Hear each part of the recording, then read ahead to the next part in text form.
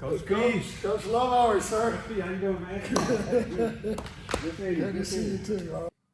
Testing 1, 2, 3. Testing 1, 2, 3. All right, I got to read this. You've done a lot. Means I'm old, Coach. Hey. When you've done a lot, that means you're old. You've been around a while. All right, let's rock.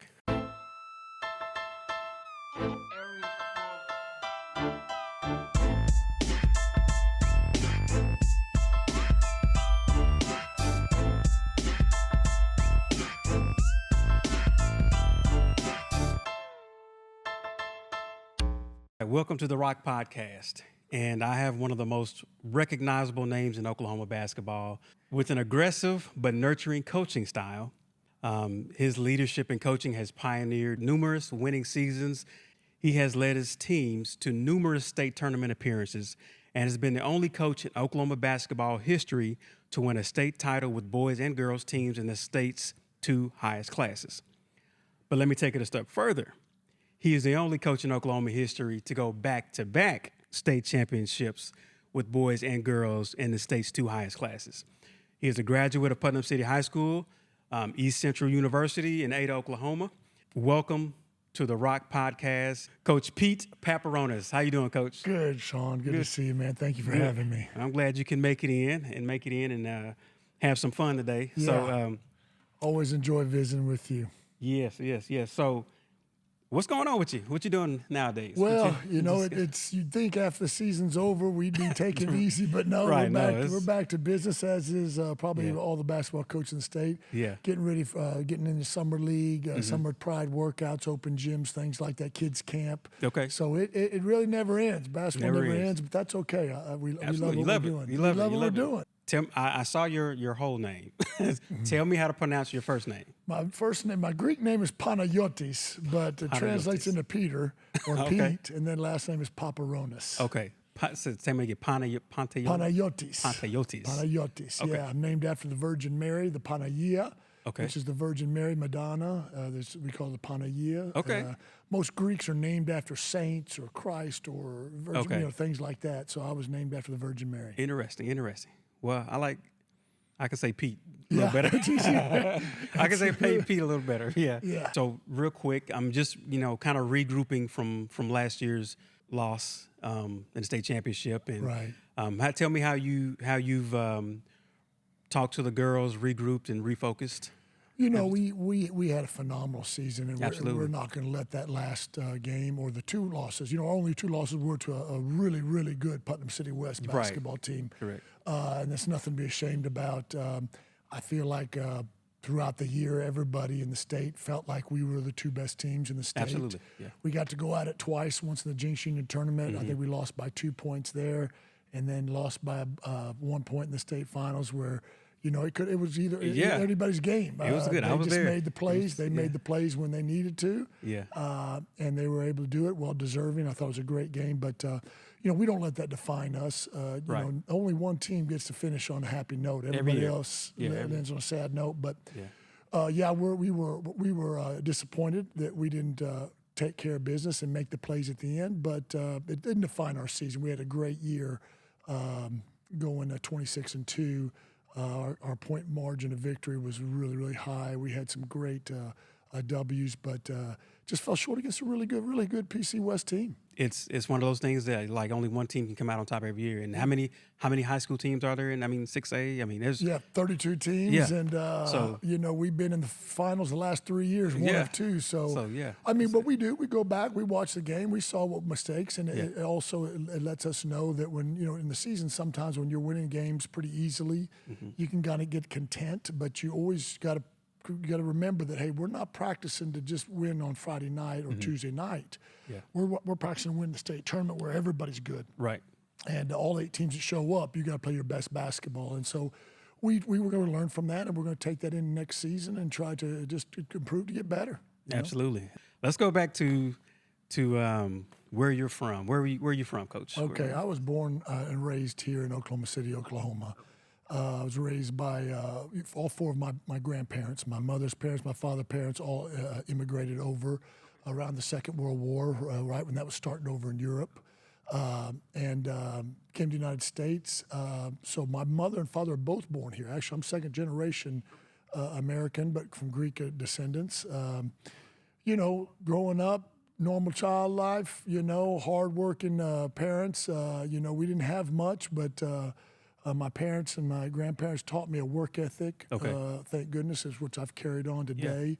My dad was a hard worker, working 2 or 3 jobs throughout my adolescence and through high school. Loved sports. I played basketball, baseball, football. I think like we all did back in the day. Yeah. Back then there wasn't year-round sports. So in basketball, you played basketball, football, so you played football and baseball. And so pretty much normal childhood, growing up playing sport. Did you have any brothers and sisters? I had a brother and a sister. I was the youngest of the 3. My sister was the oldest, didn't play sports. My brother was a basketball player. So I kind of followed his footsteps. He was a good basketball player and a lot better than I was. I was playing more multiple sports than he was. So he got me in the gym, started working with him, and so he got me more interested in basketball, and we played together in high school. But after that, he stopped playing, and I continued after that. Okay. Would you consider him one of the ones that pushed you along your way as a young player? And I don't know if he pushed me or so much, it's your big brother. You're looking up to him. You just want to be like him or do what he does. He's playing ball. Hey, I'm going with my brother. I'm going with Frank. We're going to play some ball. And he's playing the high school team. Hey, I want to do that when I get to high school. Okay. So it's kind of like just following his footsteps. Like growing up, did you have any childhood dreams? Like, to play in the NBA or did you play football? Did you play anything? I did play football. I played everything my freshman year. I played all 3 sports. Okay. And then at my sophomore year, I decided to stick with basketball. I was playing with the Oklahoma Rams with Johnny Williams. Everybody played with the Rams. Yeah. Who was it? Whoever was good. That was it. That was the team. There wasn't like AAU today. And so when I was selected to play on that team, that meant something pretty special. And so I figured, you know what? I better start devoting my time to basketball because I felt like that's probably my best opportunity to go to college level. So I stopped playing baseball and football after my freshman year. Okay. Did you play with Michael McDaniel? No, he was Stacey King, Leonard Flowers, Chris Durley, who's got a daughter playing at Class SAS. Okay. Those times with Steve Kennedy, guys like that were on my team. Mike Maddox from Putnam City North, Jay Nehus, who's a coach at Redlands out there. Okay, yeah. So those guys I played AAU ball with. How tall were you when you coming into high school? I was I graduated 6'6", $185, so I was tall, lean, and thin. Yeah. Okay. And got to college and got with a point guard. James Stearns transferred out of Baylor, and he said, "Man, playing inside, you're too thin. You got to bulk up." So he loved the weight room, and I just jumped in there with him. Finished my freshman year, 6'7", 225, gained 40 pounds of muscle. Wow, dang. My freshman year, because I had a point guard that just showed me what the weight room was. Right. Because I didn't know that. When I was in high school, the old stereotype, don't lift weights, it's going to mess up your shot. It's going to mess up your shot. It's old school, but he taught me what the weight room was and really improved my game tremendously. And this was a teammate or a coach? This was a senior point guard when I was a freshman. He kind of took me under his team. His name was James Stern, played at Baylor his first 2 years and then transferred down to East Central. And so, I didn't realize how important the weight room was until I gained those 40 pounds of strength. Yeah, you can dominate when you got the 40 extra pounds on you. Yeah, so Putnam City High School. Yes, sir. And you mentioned your teammate coming in to as a freshman. Did you expect playing time? I mean, when you first got there, did you have a chance to play immediately, or did you have to wait your turn or earn your stripes? I was pretty fortunate coming out of Putnam City. I was our junior and senior year. My junior and senior year, 84, and then 85. Okay. We had made we made the state tournament both years. With A.D. Birchie. It was his first 2 years coaching there, and he coached for several after that. And I was an all-state player, and like I said, for the Rams. And luckily, when I came in to East Central, they really didn't have a post player. They were guard heavy, and I was fortunate enough to start my freshman year at the post. Now, I was always a role player. I wasn't a great scorer or a great ball handler. Mm-hmm. But I was pretty aggressive. I was pretty physical. I loved to rebound. I loved to play defense. I loved to set picks. Yeah. I was the first one diving on the floor. I kind of played like I coach. But I was fortunate enough to start my first couple of years when I was there. Yeah, I was going to ask you what your playing style was. You love all what people don't like to do. Most people. Right. I was good at, and I accepted my role. I knew that in basketball, being a team sport, there's roles. Everybody has a role. And I knew what my role was, and that was to outwork people, rebound, play defense, set the screens for the guards, get open shots, be in position when guards penetrated to catch the dish and finish, dive on loose balls, and that's what coaches love. I don't know if there's a coach around that doesn't love a player like that. You know, whether it's football or basketball stuff. So I took that role. I took pride in it, and I think I did it better than most people. And it got me playing time. It was absolutely. I had to keep you on the floor. I tell players now. I said, we're not looking for all the flashy stuff. I mean, we want scores, but what's going to keep you on the court is attitude and effort, and doing the intangibles that you mentioned. Yes. So that's great. Boy, and then if you can score, it makes it even better. That adds to it. Then you'll never come off the court. You're playing all again, the whole game. Yeah. So what type of player or what type of person are you? Were you a jokester? Were you serious all the time? Or were you kind of in the middle of the road? I when I played, I teach this when I try to instill this in all my players, guys or girls. I've coached them both.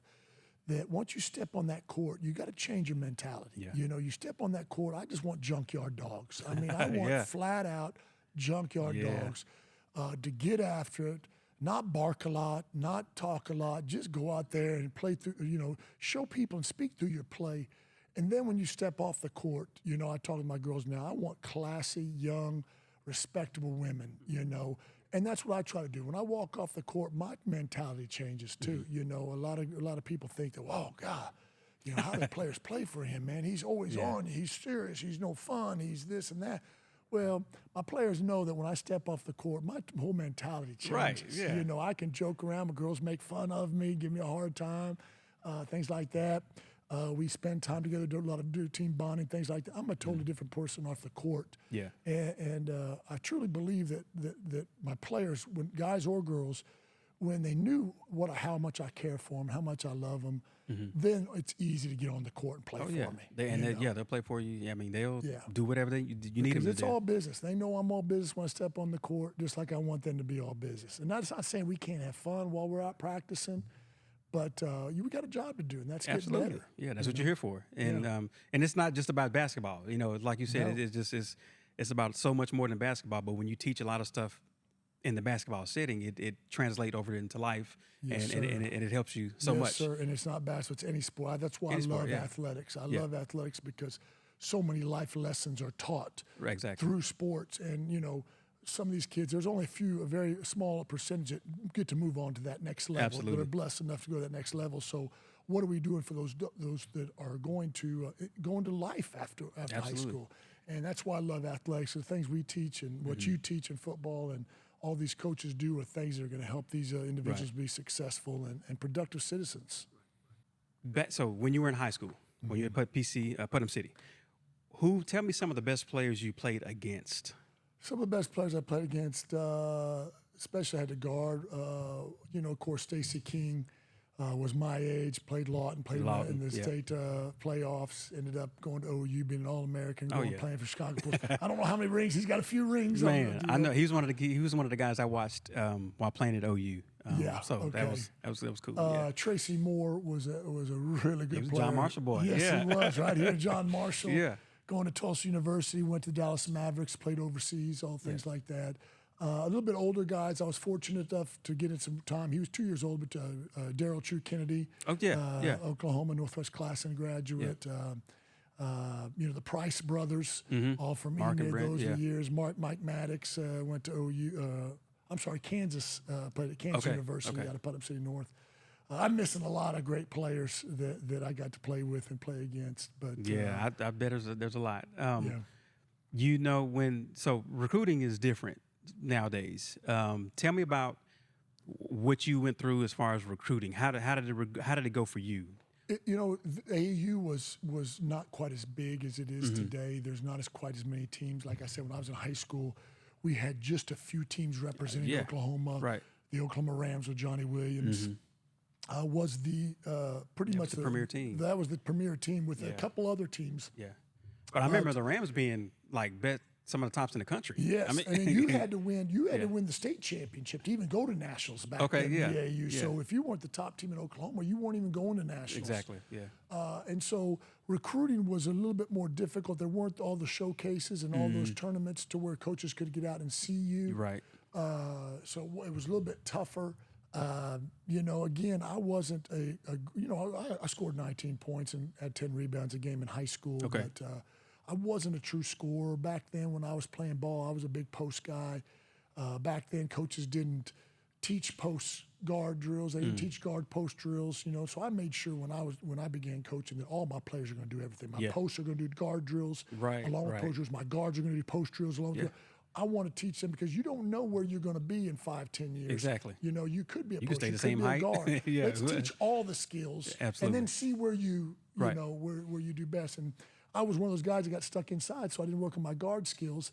And graduating at 6'6", nobody in really college was looking for a 6'6" post, and that's what I knew how to do. So, but still, I was blessed. Phil Johnson, who's been a long-time coach out in California, even was coached in the NBA, saw me and liked me and brought me to East Central University with Coach Wayne Cobb. Okay. Ended up loving it there, 4 years. Playing ball, and I saw he was inducted to a Hall of Fame. Yes, a while back. Probably, Oklahoma State Hall of Fame. Yeah, phenomenal coach. They think I'm tough, man. Ain't nobody tougher than Coach Wayne Cobb. Anybody that knows Coach Wayne Cobb, he is just all business. And I think, through the coaches you've had in college and high school, A.D. Birchie, Coach Wayne Cobb, that's kind of how you establish your kind of coaching philosophy and characteristics and personality. Right. Were there any other colleges that looked at you or reached out to you? Yeah, a lot of D2 NAIA schools around Oklahoma and Texas, but I really liked Phil Johnson. He's the one that was at my games the most. I always told my daughters, kind of go where they want you the most, where they show you the most love, not where you want to go the most, but where they want you the most. And that's what I felt like with East Central, that they showed me the most love. They showed me they wanted me the most, so that's where I wanted to be. Did you expect to go to the NBA after No, college? I had no intention of going to the NBA. I had no dreams of it, really. Growing up in a working class family, our goal was just to get college paid for. If I could go to college. And, my dad didn't go to college, nor did my mom. Okay. They were just hard-working, blue-collar people, and for me to go play basketball was a way to go get an education and better myself and still play the sport that I love. How was that transition from high school to college? Just tell me your experience. Well, as far as mentality and physical, I was as physical as it could come, so I really thrived in the college game. It was an easy transition to play inside, but I was just too light, 185 pounds, and like I said, my point guard got me in the weight room because he was in there every day. So every day after practice, we'd go to the weight room. I put on 40 pounds of muscle, and together with my aggressive play, because I love physical. I like banging. I like that kind of game. Yeah. And so I just wasn't big enough, strong enough to do it. But after that first year, it just made it so much easier. And so really the transition, other than just being a lot tougher, coaches being a lot tougher on you, being on your own, you're there to do something for the team, so it's almost like a job. And so, but I don't think it was a bad transition. I liked it. I had great teammates and my best friends were my teammates. So I loved my teammates. So I loved it. I loved college ball. Would you consider that your biggest challenge as far as, was it just the weight? Yeah. That was your biggest challenge from just there? banging against juniors and seniors. My freshman year, I had to guard Dennis Rodman 2 times, I come in as a freshman, 185 starting, and throughout the season getting weight. But here's Dennis Rodman, a senior. Oh, man. And 23 years old when he was a senior, and probably the best rebounder in the country. Oh, yeah. And people didn't think Rodman can score. He scored 20-plus a game in college. He scored, couldn't stop him in college. He just realized what his role was in the NBA, and so people didn't think he could score. But here I am, here's a guy that's going to defensive rebound on one end on the court, outlet it, beat you down the floor, and dunk on you on the other. So, right.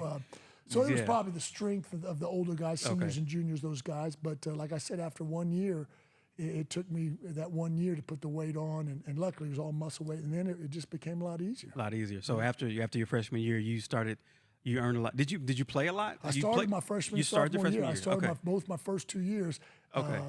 Junior and senior year, we got a JUCO transfer by the name of Vernell Kemp. Came out of ROK High School. He was ended up being an All-American. He was a national tournament. We went to the national finals. I can tell you about that later. But he was a national tournament MVP, a phenomenal player. So when we brought him in, he kind of took my starting spot, and I could and deservedly so. He was a phenomenal offensive player.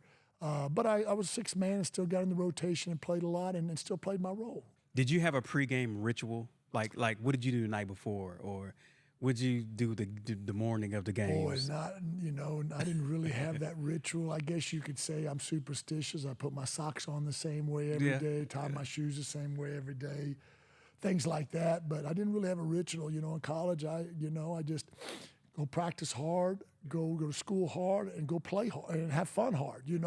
I wanted to I was serious about going to school. I made a better GPA in college than I did in high school because I was more serious about it. I was a little bit more mature.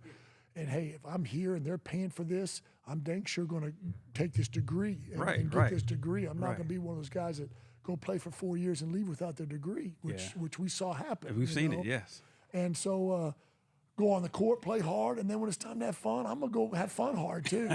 So those three things were all my focus: school, basketball, and having a good time. Yeah. Can you give me one of your most memorable moments in playing college basketball? It's got to be my senior year. We made we won the District 9, and back then the District 9 was full of teams. I mean, every D2 school in Oklahoma was District 9 NAI at that time. And so we won that, and only one team could go to the national tournament, and you had to win the District 9. The District 9 always had a team going to the Final Four, if not winning it, every year. Okay. That's how good the District 9 was. Yeah. We played Oklahoma Christian in the finals, won a great game, and went to the national tournament and won 4 games in a row and got to the national finals, the national championship game, and upset a team. Wisconsin Eau Claire was the name of that team, and upset them. They were supposed to be one of the top teams in the tournament. And we went to the finals, played St. Mary's out of San Antonio, Texas, and lost that game. So, but playing in the national championship game live on ESPN, back then there wasn't 4 channels of ESPN. It was just one. Just one, yeah. And Dick Vitale was always doing the championship games and stuff like that. And so playing in the national championship game, even though we lost, that was no question the highlight. Gotcha. What did you do for entertainment in Ada, Oklahoma? I mean, did you come back home a lot? Or no, I stayed. I didn't have gas money back then. I had my car there. We didn't have gas money to be driving back and forth. Things like that. So we stayed in town, and we were very creative. We do silly things. People may think this is silly, but we go out in the field, play kick the can. I don't know if anybody knows these games. We'd go out to the cemetery and run around. And in the cemetery? Yeah, the cemeteries at late at night, trying to scare each other. Just kind of things like that. There wasn't much to do, but did you count tip? Really creative. No, we didn't count tip. I've heard any of that. But we did a lot of fun things. We had to be creative and do a lot of stuff like that. Of course, we always had the dorm dances and stuff. So we were going out to the dance clubs on the weekends, going out dancing and things like that. But just being around the guys and hanging out, played a lot of dominoes. Did you play cards or anything like that? No cards. No cards, Never just played dominoes, so I went to college. And the guys taught me how to play, and I got pretty dang good. 4 years of that. But no, just being creative and doing things like that. Did you keep up with those guys? I do. To this day? We do. A couple of my buddies, Bobby Shelton, who's from Ardmore, and Dwayne Godden, were 2 that I came in as freshmen. We all 3 came in as freshmen. Dwayne Godden's from Ardmore, so is Bobby Shelton, the Ardmore area. Dwayne has passed now, but Bobby, we still stay in contact. I stay in contact with many of the other guys. In fact, we try to do an annual, if not annually, biannually, reunion with Coach Wayne Cobble. We all go back to Ada and get together for a weekend and see each other, and that's good. That's good times. And so we try to do that. At least we've been doing it every year. At the worst, every 2 years. Okay. Do any of those other coaches coach or players coach? Actually, Vernell Kemp was coaching. Charles Kemp, who just passed away this last year, was the girls' coach out at Seminole High School. Very well loved out at Seminole. Just passed away, surprised last year, so he was coaching. I know his cousin Vernell was. I think Phil Harris out in Chicago, Illinois. He's coaching out in Chicago. So a few of us are out here coaching. Yeah. Gotcha. So we'll start still talking college. So fast forward to now, like as far as college is concerned, what are your thoughts on the transfer portal? Well, you know I'm old school, so you know what I'm gonna tell you. Yeah. I don't like it at all. Yeah. I think it's destroying college basketball. I think it's destroying college athletics. You know, I do think that all student athletes should get one free transfer. Right. Yeah. Because yes, sometimes we make mistakes. Sometimes, you know, it seems like that when you get there, it's not quite what you thought, or maybe there's a coaching change or something like that. So I do agree that I hate to say, oh, you're locked in. You know, no, I think every student should get one transfer without sitting out. But this going from year to year, back and forth, you know, it's changed the dynamics of college athletics to where college coaches don't really want to invest in a kid and try to develop a kid anymore. Because what's the payback? You invest in this kid, you develop in them, and then they're gone the next year. Right. You know, to where I think when you're there 4 years, coaches are going to do more investing in trying to develop kids. I think coaches are recruiting more in the porthole now than they are in high school seniors. So I think it's hurting high school kids because, like, why, you know, especially in football, why do I want to mess with this kid and put him in the weight room for a year and develop him when I go ready, a 20-year-old, 21-year-old ready kid to go in? So I think it's hurting the high school athlete. And the third thing, I think it's hurting the fans because, you know, I'm a huge OU football fan, or was. Well, now I go watch OU, and I don't know any of the players because they change from year to year. Where I like to see those guys where, hey, I watch them play as a freshman, a sophomore, junior. I get to love that team a lot more, knowing those plays, growing up watching those kids. Nowadays, you know, I flip on, and every year it's a whole different roster. Different quarterback, different. It's hard for me to love that team like I used to love, you know, OU football. So I think I think on all three of those areas I mentioned, it's bad for college athletics. Absolutely. What are your thoughts on NIL, name, image, and likeness, being compensated for things that they, you know, provide a service for or help branding other companies and stuff like that? What are your thoughts on that? You know, I'm not against college athletes making money on their name. I think if they could do commercials and things like that outside of the university, I'm all for that. I'm not a big fan of getting paid by the university. But if those players can make money outside, yes, they shouldn't be penalized. I just don't like the NIL money for a lot of other reasons too, because I think it's ruined the game of basketball. I think professional athletics are for that reason. Let me give you some examples. You know, I can't remember. Oh, it was Nick Saban from Alabama mentioned in a podcast or in an interview online that, you know, that everything he's ever believed for and everything he's tried to instill in these young athletes is out the window now. It's, you know, his wife said to him after a recruiting visit where they bring recruits to the house, cook dinner, he says, you know, parents used to come in and say, hey, what are you going to do for my kid? How are you going to develop my kid? What kind of characteristics are you going to build in my son to help him to become a great individual and great young man? And what are you going to do for him that way? Well, now it's just how much are you going to pay me? You know? Exactly, yeah. And she says, so everything we stood for, we're in this business. Yeah. You're in this business. I'm in this business to try to develop young men and young women to be successful, to be the best that they can be as individuals. Yeah. And now that's kind of like, you know, now it's about, hey, how much am I going to pay and all this? And so, you know, when you're trying to do it that way, you're not going to get the top players anymore. You can't develop teams. Now it's all about how much can you pay me to get the best players. So I just don't like that aspect of it. But I do think, I wish that they would still get paid outside, you know, commercials, things like that, but not through the university. Yeah, and again, that's based on if you're a star, people will want that person to promote their brand. Yeah, you know, exactly. If you're a freshman coming in, you know, why is he getting the same amount of? I don't know. I have mixed emotions about it, but I do believe that, you know, we should be compensated. Well, I'm saying we used to be college players, right. But compensated. And I was just talking to another person not too long ago about, you know, when I played college football, you know, 1998, I think it was NCAA football came out. And, you know, I see my jersey number on my player with Oklahoma State. It's like, man, but they're getting millions of dollars on the game and stuff. Right. But Well, and I always believe that college athletes should be compensated extra because they don't have time to go work and get extra jobs. Exactly. So above their books, tuition, room and board, I think they should be paid something for living expenses. So that because I know when I was in college, we were living off of nothing. Like I said, I couldn't drive home because I didn't have gas money.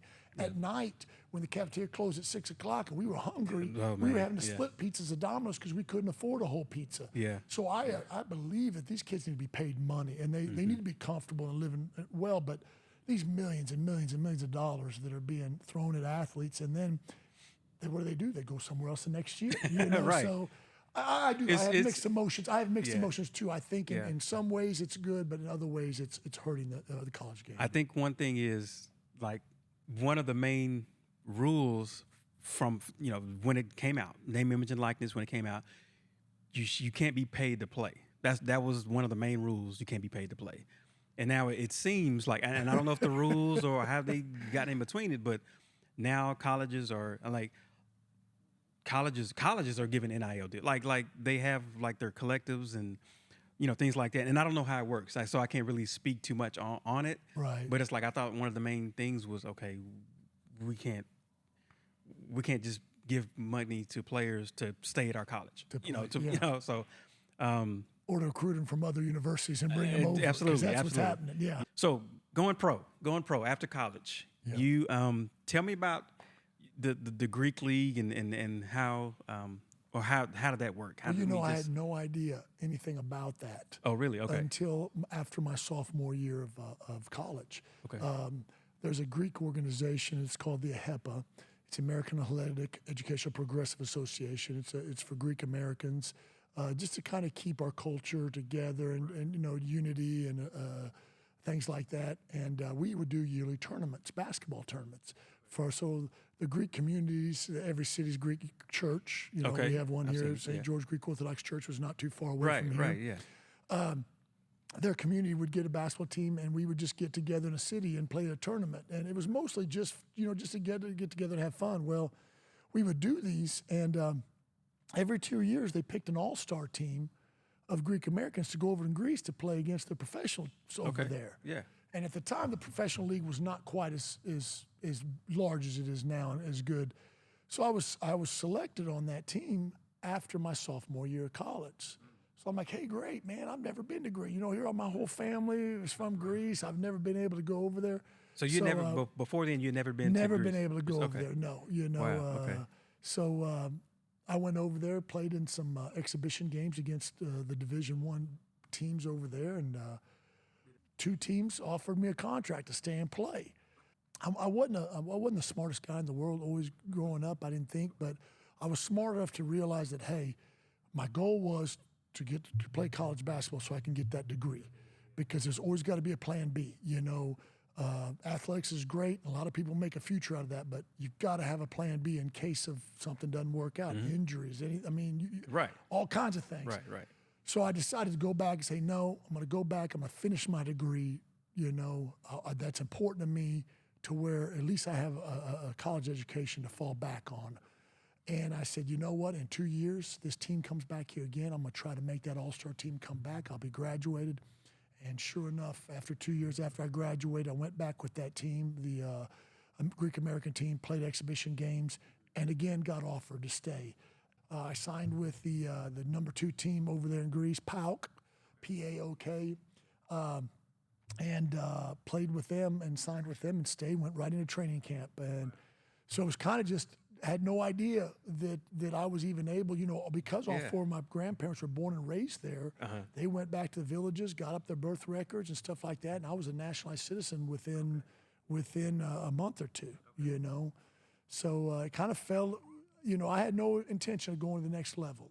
To be honest with you, I planned on graduating and joining the Marine Corps. I think I was going to go in the armed forces. And you'd be a hell of a drill drill with a college degree, maybe becoming an officer and going to officer training school and things like that. And so that was kind of my goal until after my sophomore year, when I saw, hey, this is a possibility. Yeah. And back then, you could have 2 Americans or 2 non-Greeks per team. Okay. So I just had to make the roster 12. There's usually 10 Greeks and 2 non-Greeks. Okay. Or 2 which non-Greeks. were usually Americans, usually.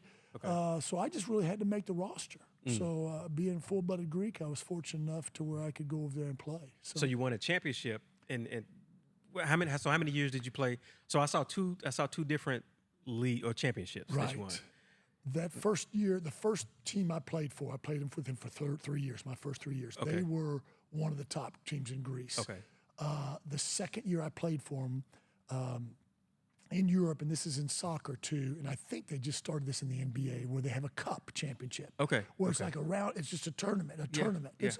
You know what? The best way to describe it is look in college athletics and basketball, where you have the Big 12 championship, but you also have the Big 12 tournament champions. Correct, yeah. So it's a lot like that. You had the Greek league champions, right? Okay. But we also had the cup, which was like the Big 12 tournament. Right. So it was a single elimination. Did you have a regular season and then a tournament? Yeah. Yes, and so that's the best way of doing it. Well, the Greek champions was another team, Aries, and they would play in the Champions League with all of Europe. The champions of each country would play in a European league the next year. We played in the Cup Winners' Cup because we had won the Cup. And so we played in that league, which is with its Cup winners against everybody in Europe. So it was still high-level competition. So my second year over there, we won the Cup Winners' Cup, which is all the Cup winners of all of Europe, which is a European championship, and it's a pretty big deal. And I was fortunate enough to win that my second year over there. And then my third year over there, we had actually won the Greek championship. We defeated the team that had been Greek champions for the 4 or 5 years in a row. Ended up playing 11 years over there. But Father Time, you ain't going to beat him. I think he's undefeated because I got older, my knees started to go, my back started to go. And my game was not scoring and doing all that. It was doing all the physical and the dirty work and things like that. And when my body started to break down. Yeah. But I still got 11 good years in, and so I was fortunate enough to do that. Okay. So playing over there, so tell me about the culture. What is it, as far as the rules of basketball, are they pretty different than from over there in the States? When I first went over there's a lot of differences in the rules. The biggest one I thought was kind of nuts was you could knock the ball off the rim. I don't know if that's still today, but as long as the ball once it hits the rim, you're allowed to get up and knock it off. Okay. It had to hit the rim first. Okay. You couldn't goaltend until it hit the rim. But let's say it hit the rim, went to the backboard, you could swipe it off. Wow, okay. Another huge one, which this one took me a while to get used to because it sped the game up. Mm-hmm. The referee did not have to inbound the ball on violations, only on fouls. So like in soccer, know how this ball goes out of bounds and they just grab it and they throw it in and go. Right. That's the way it was in basketball. Okay. So the only time, kind of like street ball. It was crazy. Someone would call a travel or a double dribble, or the ball went out of bounds. Mm-hmm. The other team would just grab it and go. So you had to get, the only time the referee handed the ball in was on fouls or things like that. Okay. The lane was a little bit, it had that slanted angle instead of straight. It came kind of a triangular angle. Yeah. But other than that, it was the same. As far as talent-wise, and this is what I had to kind of adjust to, is bigs, and you see this in the NBA with the influx of European basketball. Mm-hmm. Yes. Is bigs have a lot of guard skills. Yes. Bigs were shooting threes like guards were, and I wasn't used to that because I never shot a three in college. My coach would never let me shoot a three, so I'm going over there, which was fine with me because I was I still played inside. I was a 4'5", even overseas, way undersized. At 6'7", I'm guarding 6'11", 7-footers night in, night out. Yeah. But I didn't have a problem with that. But those guys would take you out on the court and could shoot, which luckily I was a little bit smaller. I could get out there. But that was probably the main difference, is some of the rules. And then bigs being multi-skilled. And you see that with, you look at the Mavericks now, Doncic, and then what's his name from Denver? Same thing. All those guys, Jokic, these bigs. Yeah. And I think American basketball has really kind of absorbed that, and now you see a lot more big guys here in America with guard skills, which that wasn't the way it was 20 years ago. No, exactly. No, it wasn't. Fast forwarding a little bit, a couple of years. So did you start coaching basketball right after, or how soon did you start coaching after you were playing? In 2000 I retired. my injuries were just, I was spending more time in the training room. I'm Okay. sure you remember how that was yeah, after I've been hard. there. Yeah, after hard, spending more time in the training room and just not being able to do what you can do. Your body just wasn't able to do it. So I decided to hang them up, and I had an opportunity to stay and coach there, be an assistant coach, and go build myself up the ladder. But at the time, I was ready to get back. Back when I was playing, professional contracts were not professional, meaning they couldn't hold up in a court of law. So, it was a lot of, do I get paid? Do I not get paid? You seem to, when you're playing well and the team's going well, you got paid. If you weren't playing good, your team wasn't going to play, trying to get paid. So I was just ready to come back, and thought about, I'm moving back here at 33 years old. Really a college graduate, because I hadn't done anything in the States. And then I said, well, what do I know? I said, basketball. I mean, that's what I've done all my life. I was fortunate and blessed enough to play for a lot of different good coaches over my time in college, in high school, and 11 years overseas, that I really learned the game at a higher level. And I thought, that's what I know. Let's do that.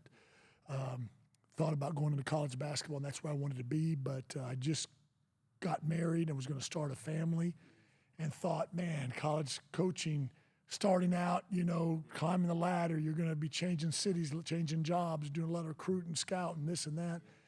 Don't want to do that. I brought my wife over from Greece. I was going to ask you, did you met her over there? Yeah, we met there. She was born and raised there in Athens, Port Town, PDS, which is the port town of Athens, where the ships come in. And we had got engaged, and we were coming over the States, and just got married. And the last thing I want to do was travel around and leave her in the house by herself.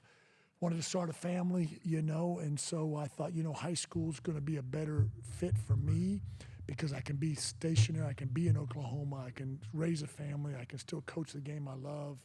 I don't have to do the recruiting and running around, and that's what I decided to do. And well, you can start recruiting now. Yeah. No. Yeah, that ain't my cup of tea, man. I'm just not built for that. Yeah. But it is. It's getting that way, isn't it? Yeah. So who was your first coaching? My first coaching job, I came back to Putnam City High School. I became a full-time substitute teacher. I was with all three high schools. I would work at Putnam City West, Putnam City North, Putnam City Original, and sub there pretty much every day while I was trying to get my certification. I had a college degree, but I didn't have a degree in teaching or education. So I got alternately certified. And while I was doing that, I was full-time subbing, and Coach Birchie brought me onto staff. And fortunate enough, the year I came was we were state champions, 6A, with a lot of good players: Marcus Hayden, Corey and Keith Smith, Matt Gibson, Jacob Birchie, Darrell Lamberth. I'm probably forgetting some, but a heck of a squad. And I was fortunate enough to be an assistant coach on that staff. And then the next year, they were actually riffing teachers back then. That was the early 2000s. Riffing, when I mean letting teachers go. Oh, okay, I got you. Because there was oversupply of teachers, and so they would riff. And what riff was you might be hired one year, but then they'd let you go because they were cutting back. There were teacher cuts, which is totally opposite from what we're seeing today, where we can't keep teachers in the building. So there's no teacher jobs available. Guthrie, fortunately, had 2 business teachers. That's what I was certified in. I got my degree in business. Had 2 teachers leave. Coach Birchie made a call for me. Coach Charles Crooks came and talked with me. Crooks, yeah. Yeah, hired me on his staff at Guthrie High School. And, I was there as assistant for a year. And after that year was over, he says, "Pete, I'm retiring." And I was like, "Retiring?" He says, "Are you ready to take this over?" And I was like, "No, I ain't ready to take this over, I've only been assistant for 2 years. Yeah. Knowing the game and being assistant is much different than taking over a program. I mean, taking over a program, it's not just the X's and O's of basketball. You're dealing with a lot of different things that I've never dealt with, is developing kids, dealing with parents, putting a program together, equipment. There's so many more things that go into it. So I wasn't quite ready for that part, but he said, "You know what? You're never ready." He said, "You can be an assistant for 10 years. Yeah. Being a head coach, it's still going to be a learning curve." And so I took over that next year. I did 1 year's assistant at Putnam City, 1 year at Guthrie, and then I took over as head boys job at Guthrie. And so take me through the state title that you so. Oh man, it was. How soon was that? It took a few years. My first 2 years, we had losing seasons. I was trying to learn my identity as a coach and what I wanted my team's identity to be. Yeah. I'm going to be honest with you, and I don't know if probably a lot of coaches have made this mistake like I made. I was trying to be great at everything. You know, I can teach them this. I know this. I can teach them this. Or we're going to do this zone, 1-3, 3/4 court trap here, press here, man here, zone. And I want to be great at everything because I had the knowledge. What is it called? Jack of all things, a master of nothing? None, exactly. And that's what we were, jack of all trades, a master of none. Yeah. And so I went to a coaching seminar with Kelvin Sampson. Best seminar I've ever been to. Changed my whole life as far as a coach. And he talked about that, how he tried to do that when he was an early coach and making mistakes, and he wasn't good and nothing was working. Right. And a veteran coach says, hey, you're doing too much. You just said that. He told him, you're a jack of all trades and a master of none. He says, scrap all of it. He said, and this was his comment that he told Coach Sampson, says, keep it simple, stupid. Yeah. You know, stop trying to do too much. You're dealing with high school kids. Find 2, maximum 3 things that you want to excel in and be great in to find your identity, and stress those every single day. And I said, I'm listening to Kelvin Sampson say that. I'm like, how come I couldn't think of that on my own? You know, it ain't rocket science, but I was trying to do that. So I did exactly what Kelvin Sampson did, and I went back. I scrapped 75% of the stuff that I was trying to teach my kids and do, and we stuck to a few things. Yeah. And before you know it, we excelled at them and became great at them, and that just turned the season. We started having winning seasons. We went to state tournament 5 years in a row. And then, of course, in 08 and 09, we were 5A state champions back to back. Yeah. You know, after your success with Guthrie, how soon after that did you come over to Edmond North? Well, you know, when I first went out to Guthrie, I'm not going to lie to you, I looked at it as a stepping stone job. You know, hey, I'm going to go out to Guthrie, get my feet wet, get back into, you know, my goal at the time was to get back to Putnam City, the original. That was my alma mater. Coach Birchie was at his probably his last years of coaching. I said, I want to go back over and take over my alma mater. That's what I want to be. But when I got there, you talking about that town, I fell in love with the town. I fell in love with the people. I liked the school. And when opportunities came to leave, I didn't leave. I stayed there for 11 years. So I did that for 9 years on the boys' side. We went to state 5 of those years, 1, 2. Didn't plan on leaving, but when the birth of my 3rd child was a girl, and they were all girls, I thought to myself, I got to get out of boys basketball. I'll never see my daughters. You know, family was number 1 for me. My wife and my kids are number 1. I want to be with them and still be able to put all my time into coaching. And if I'm doing that on the boys' side and my daughters are on the girls' side, something's got to give. Right. So I wanted to get out of boys. I didn't want to, but I thought I got to get into girls' basketball. At the time, you couldn't pay me to watch a girls' game. I'm not going to lie. I didn't enjoy girls' basketball. I didn't like watching it. Yeah. Now, you talk to me today, that's all I watch. I won't watch men's basketball. It's crazy that I'll go watch college women's basketball all day. Yeah. But back then, it's just, I believe it's what you do is what you want to be, you know, intertwined in. And so that's what I watched. But at the time, and people thought I was crazy. You want to go to girls' back? What are you talking about? You know, you've had success in the boys' end. So I did some, put my name in some job openings and wasn't hired. And 3 different jobs I heard, you can't coach girls. You're a guy's coach. We've seen you coach. You did an excellent job with the guys, but you're old school, you're tough, you're demanding, you're hard. You can't coach girls. They won't play for you. And so that was the 3 things. I heard that 3 different times. Wow. And so I said, okay. So let me go out here and let me prove them wrong. So it was a challenge to me. So the Guthrie girls coach resigned, and that job was open. So I went to my AD and I said, hey, I want to resign from the boys and I want to take over the girls program. He thought I was absolutely nuts. We had just got done, you know, two state championships. And the year that I left, we were state runners-up, lost in the semifinals that year.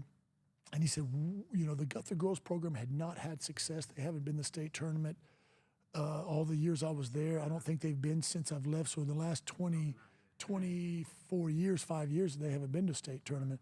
He said, why would you want to do that? Why would you want to leave this program that is at such a great level and go to that? I said, because, people think I can't coach girls. And so they're not going to hire me. So I knew the Guthrie people knew me. They knew what I was about.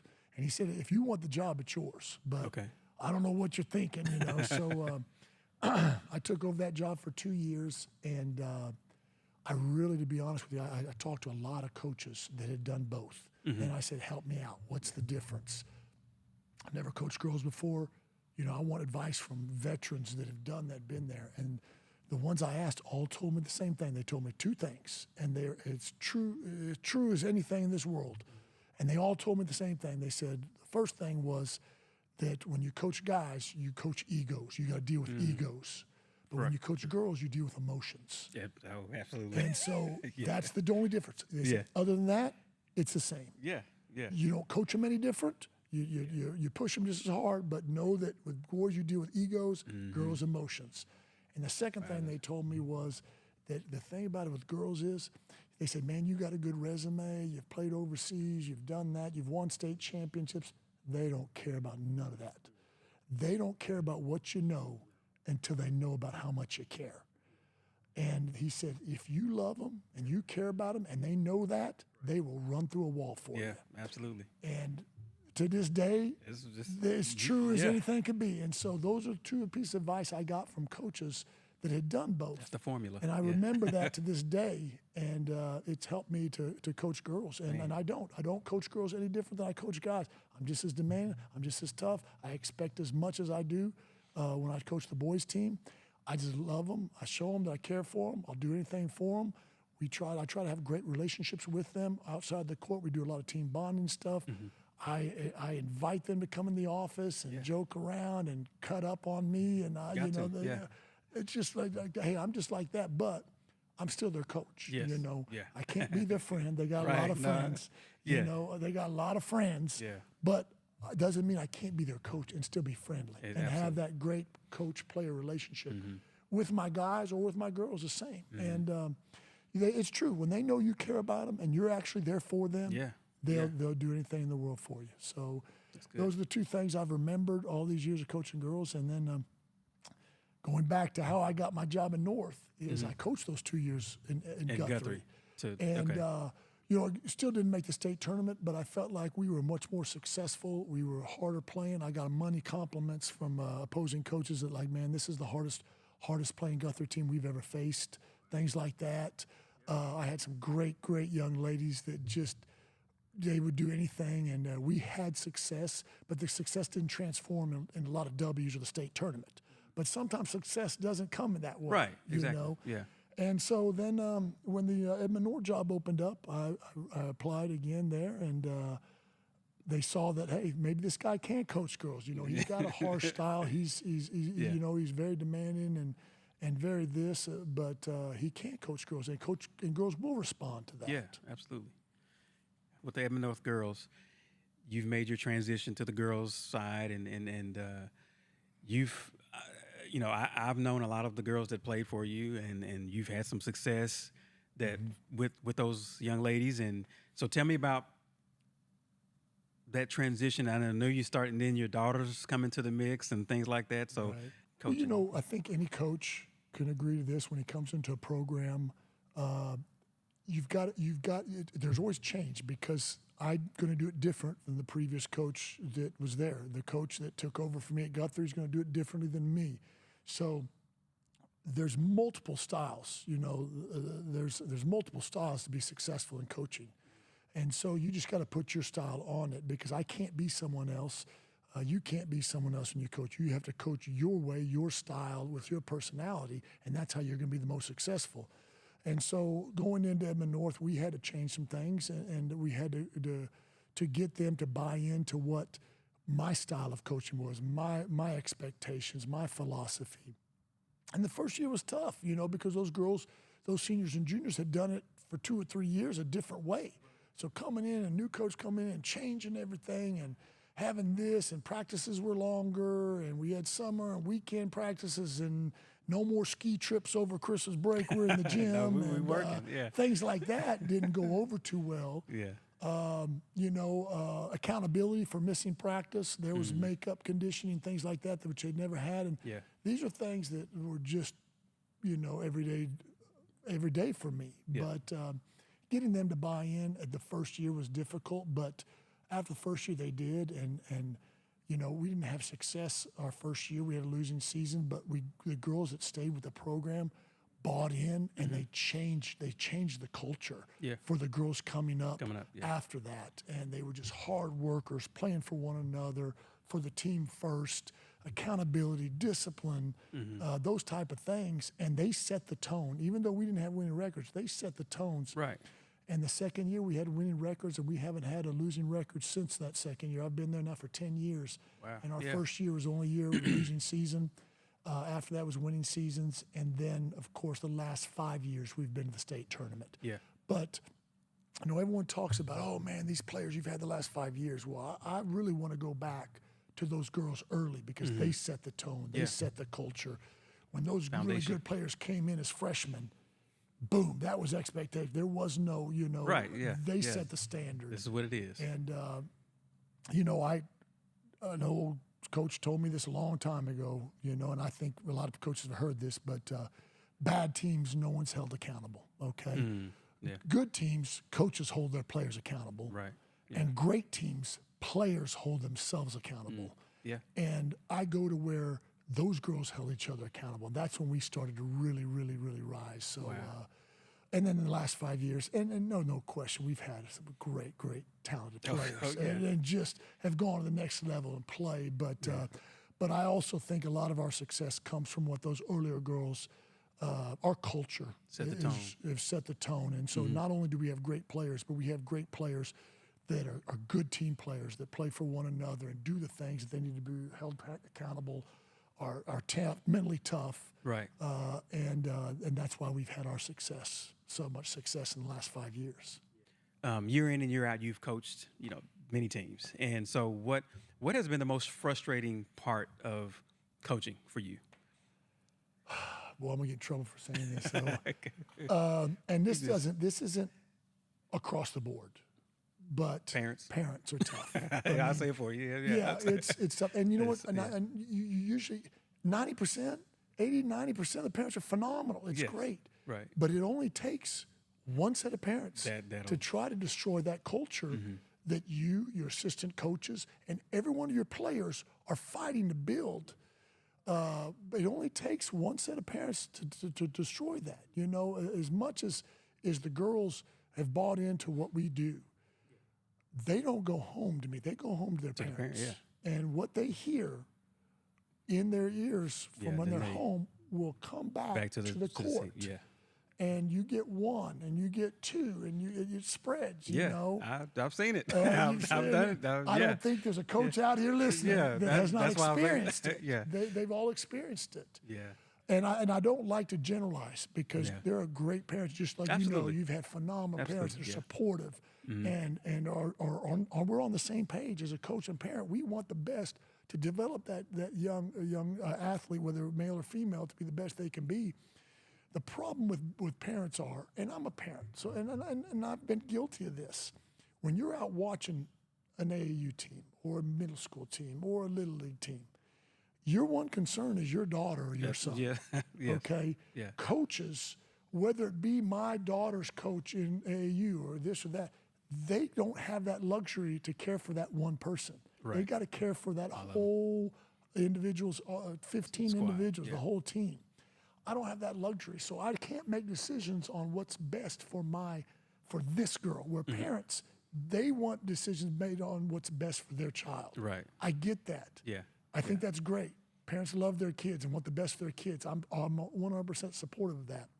But we're playing a team sport, and it's not about that one girl. It's about all of them. So the decisions I make as a coach and decisions that you make and every coach out there makes, it's what's best for this family or this team, not for the individual. Yeah, because some, and I agree, some parents, and not all of them, but most, some of them don't understand sports. And then when you get into a situation where you have a strategy and they don't really see the strategy, they just see their daughter or their son sitting down. not knowing that, okay, we need more bigs in the game than guards. Mm-hmm. Why is my daughter not playing? She's best point guard. That's not the strategy right now. Right. And so, you have to deal with it sometimes. You have to talk to parents and have to inform them and let them know. Mm-hmm. And I'm sure you've had many conversations, but parents nowadays can make decisions on where they want to go to high school or where they want their athletes to play. And they come watch you, and then they see that you're gruff and you're aggressive and in their grill, and but loud, they don't see you off the court, but you're winning. There's a reason you're winning.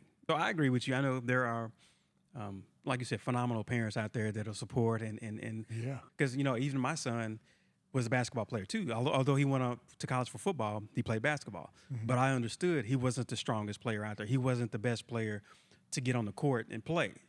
So I didn't complain about it. Well, but you and me were coaches too. We know. Yeah. My daughter's in high school too. They go on to college and this thing. And I try to look at. I don't try to look at it as a parent. When I watch the games and I see, I try to look at it as a coach. As a coach, yeah. And you're understanding that, like, hey, there's some things you need to work. Yeah, absolutely. So, but it's tough. It's parents are parents, and like I say, a lot of them are great and supportive, but if there has been a challenge, and I think I'm speaking for all coaches, it's that one parent or that one set of parents, and they get up in the stands and strength in numbers. They're recruiting. They're trying to find, hey, well, why didn't your daughter play too? That, and because they can get they get strength in numbers. So I wish it wasn't like that, but I knew what I signed up for.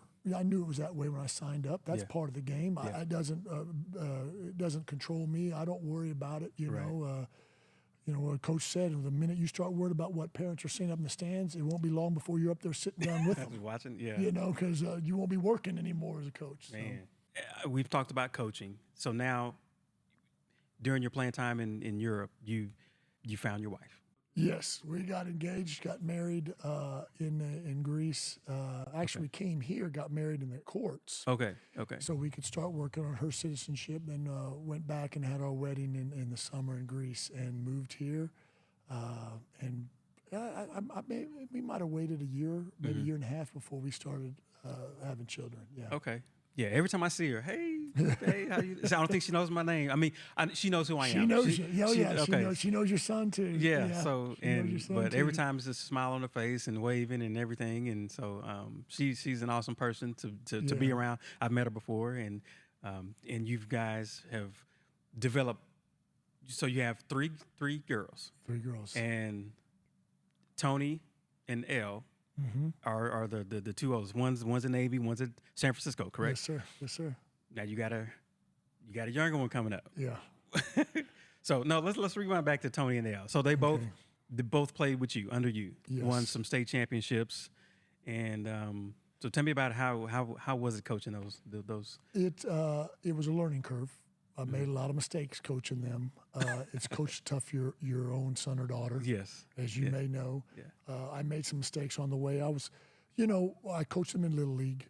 I didn't coach them in club ball or AAU because I wanted them to play for somebody else too.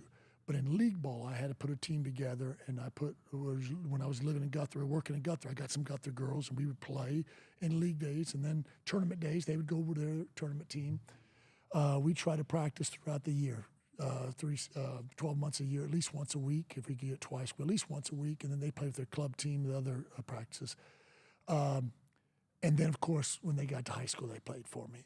My mistake with those two is not that I pushed them too hard, but I didn't treat them the same way I treated other players. You went a little harder, didn't you? I was way harder on them. Yeah. In a bad way, in a negative way. Yeah. I was probably more patient with other people's daughters. I was less critical of other people's daughters, where I was more critical of my daughters. If they made a mistake, I'd get on to them. Where someone else made it, maybe I didn't get on to them. I think as a parent, we just do that. Yeah. And even though we try not to. Well, and my wife said it best. She says, everybody else, he says, here's the tough part with your own daughters. Like when all your other players go home, and their parents ask them, hey, how was practice today? They're like, hey, it was great, no problem. To where they might have had the worst practice. They might have maybe showed a little attitude that day. They didn't work as hard as they should have that day. But when they go home, they say, I had a great day, and it's done. Yeah. The rest of the night is great. Well, when my daughters had a bad day of practice, you're talking about it. They couldn't come home and say how was practice. Oh, it was great because I came home. Yeah. And, and as much as we tried to keep basketball out of the house and just in the gym, it's hard to do. Yeah. So if there's a bad day of practice, sometimes it followed us home that night. And that's where it was tough, especially my oldest, Tony, who's at Navy. Yeah. With your son there, it would bring, and that was bad. That was bad for our relationship because she couldn't come home and just have dad. She came home and coach was still there. Coach, yeah. And so she being coached 24/7. Yeah, I did a much better job with my second one with Elle. Okay. Of separating coach and dad and keeping coach at the gym and dad at home. Right. And now with Rhea, my youngest one, who's going to be in the seventh grade this year, so she'll start her first year in middle school basketball. I'm really doing a much better job good. of being dad when I'm supposed to be dad and be coach when I'm supposed to be coach. I try to leave that stuff on the field and away from home, but sometimes you have to talk to them, man. If you want them to be better, you want to be, you have to let them know. Where's that fine line? Yeah, I don't know. You got to push them. You got to push them. There's no question. And there's a reason why all three of your children are going to the next level in their athletics. Because you played at a high level. You played there, and you know what it takes, and you know the kind of motivation, direction that it needs, and so you got to push them. Yeah. There's no, when parents say, "Oh, you got to be easy on you," that's your kids. I don't agree. I think I think your children need to be pushed. I think, but there's a line that you can't cross, and there's only so much you can do, and then they got to do it on their own. But I think. I know at my age, I needed someone to push me, Some of us aren't self-motivated to where we're in the gym on our own all the time. We need someone to push for, and I'm thankful for those people that did that. My father, my high school coach, my college coach, that did it when I wasn't able to self-motivate myself. Right. But where's that fine line of going too far? Yeah. If someone ever figures it out, they're going to write a book. They're going to write a book and make a lot of money. Yeah, we need to figure that out, yeah. But as long as we still have success and our kids are coming out good, it don't have to be great or perfect. Right. But as long as they're making good decisions and some kids don't have that. I've coached in John Marshall for a while, and there's kids that don't go home to parents and talk to parents. Sometimes it's to a friend's house where they have to stay the night, or sometimes it's with a grandparent, or where sometimes I am that parent as a coach. Yes. So that's one of our job titles, isn't it? It is. So it's one of those deals. That's our job title. So but that's another reason why we love coaching too. Absolutely. That's another reason where if we can pass on to other young adults what the people before us have helped us to develop us, and we want to pass that on. I think. Because we dang sure aren't doing it for the money. You know that. Oh, yeah. We do it because we love these kids. We're trying to give back what was given to us. Exactly. The Super 16 All-Star games, the middle school basketball game that I have every year, both of your daughters, both of them played in it. Both of them played in it, yes. And you were also assisted as a coach. I mean, almost since we started, you've been a part of it. Right. You've either been a coach, your daughters have played in it, and tell me about, do you know what they experienced or how they felt when they were selected to it or played in it? That's the one reason when you call me up or you text me up and say, hey, can you come help us out?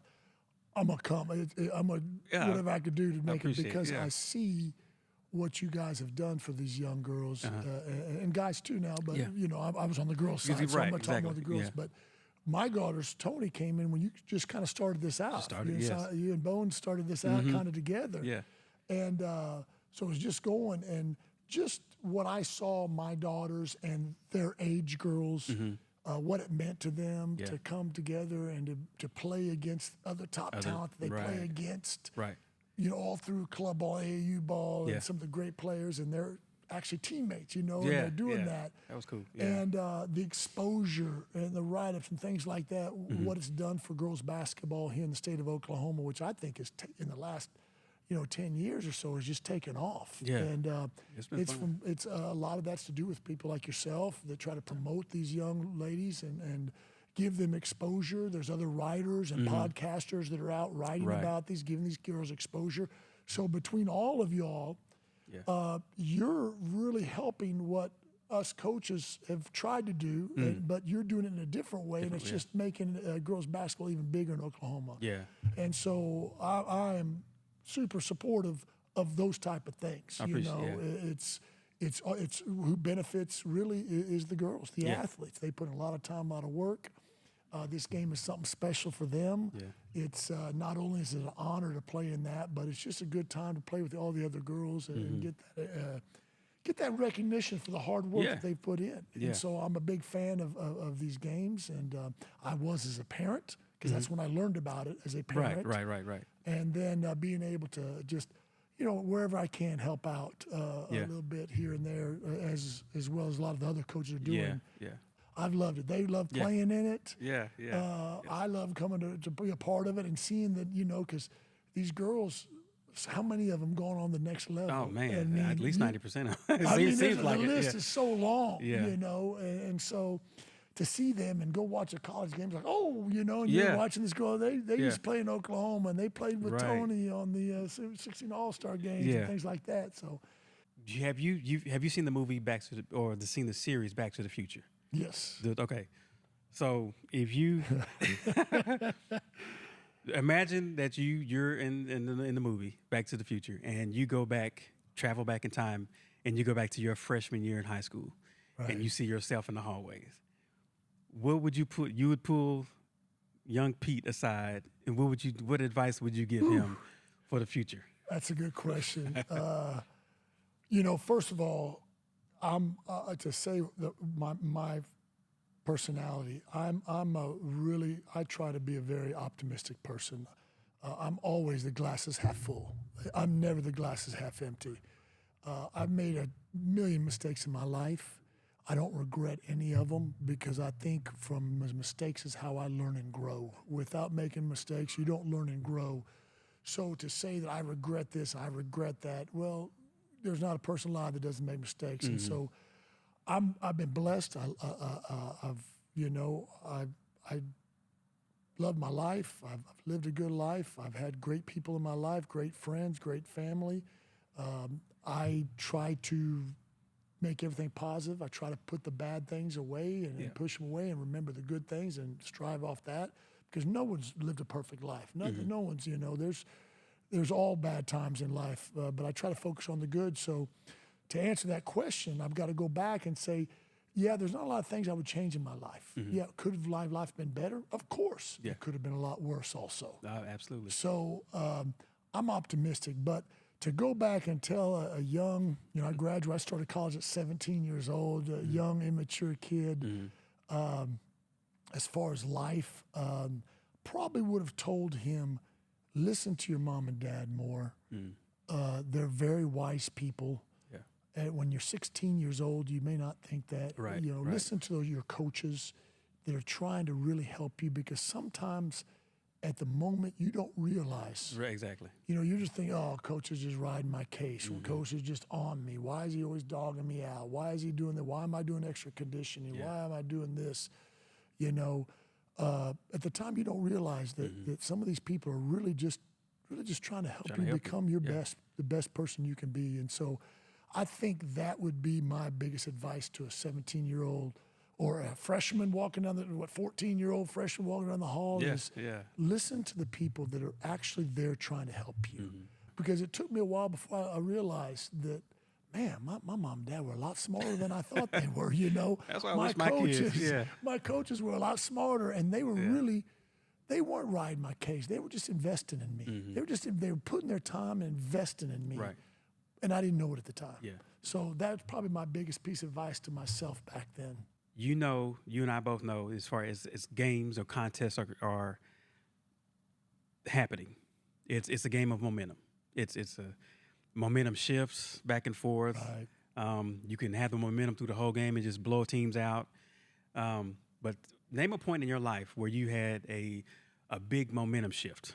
Probably, as far as my life and where it traveled, when I graduated college and moved overseas, I moved to a country, and luckily I've lived my whole life in that culture. Even though I was born and raised in America, I was brought up with Greek ancestry, our food, our culture, our way of thinking. Yeah. My 4 grandparents were born and raised there, the languages around me, but moving to a country and living by yourself being the other side of the globe You're right. to where it's a survival. You're over there and you're in a dog-eat-dog world where you're playing professional athletics, and if you're not helping them win, they'll spit you out and chew you up and throw you out. I mean, they'll spit you out like that. Yeah. And I had to fend for myself. My dad wasn't there. My mom wasn't there. You don't have the support of your family, your brothers and sisters, people to give you advice, people you trust to give you advice. So that was a big momentum shift. Yeah. And then, of course, probably my biggest and my best momentum was meeting my wife over there, coming back, getting married, and starting our family. And you talk about momentum as I totally changed my personality because I purposely got married late. I got married in my 30s because I felt like I wasn't mature enough or ready to commit my life to my family. Yeah. It was all about me playing ball, doing this. So when I felt like I was ready to do that, I did. I changed, and I became low priority on the totem pole. My wife and my children became my number one priority. So that's a huge momentum swing in life, and it still is my number one priority. Right. Second, I think, is my program and these young ladies I work with. My commitment is to them. Yeah. I demand so much from them that I need to commit that much, if not more, to them. And then, of course, I'm last on the totem pole, and I'm okay with that. I've lived my life. I did my all through my 20s was about me. So those are the 2 momentum swings. And even though the first one was a tough momentum swing, it was a great one because of the growth and the maturity and the mental toughness that I got out of that. And then, of course, my wife and family is my life. So that was a phenomenal momentum swing. That's awesome, Coach. Man, well, I appreciate you spending some time with me and just talking basketball, talking life, talking kids, sports, parents. It's all good. It's I always love talking with you because I know we've gone through the same things. We're on a lot on the same page on everything. Even though we have maybe different philosophies of coaching, we're all on the same page, and we do this for a reason. I love what you do, what you represent with Recruit Oklahoma and the Super 16. I have a lot of respect for you and your career and what you're doing for these young adults, and so I'm honored to be here. I appreciate it, Coach. I appreciate it. Well, all right. Well, Coach, you stay blessed and you take care. You all too, right. Coach. All right. Appreciate you, all man. Right. Appreciate it.